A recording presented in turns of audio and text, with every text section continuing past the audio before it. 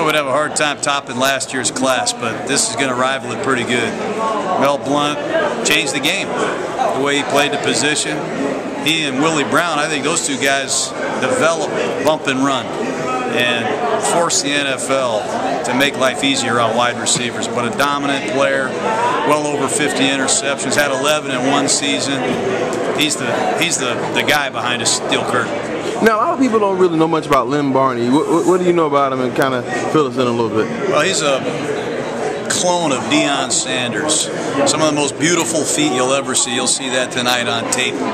But he, again, I think he had 57 career interceptions, was the Rookie of the Year, Jackson State's finest. It's about time we got Lynn Barney in the Hall of Fame here. And, of course, Doug Williams, one of your guys, one of your good friends.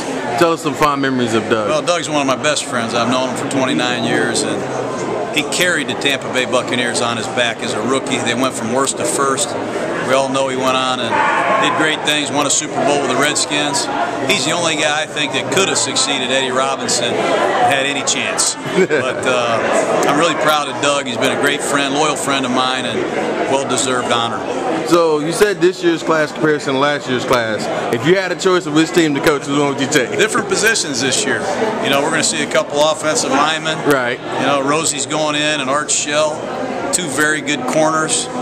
Last year, when you have Jerry Rice and Sweetness going in the same year with Deacon Jones, that's Eddie tough. Robinson, that's tough sledding. But really proud of this year's class, and I think the audience will be pleased. And we didn't even mention Bullet Bob Hayes, for instance, who was one of the better receivers. The only guy ever, the only man alive, or the only guy that ever lived, I should say, that won a gold medal and a Super Bowl ring. He still has over 20 Cowboy receiving records.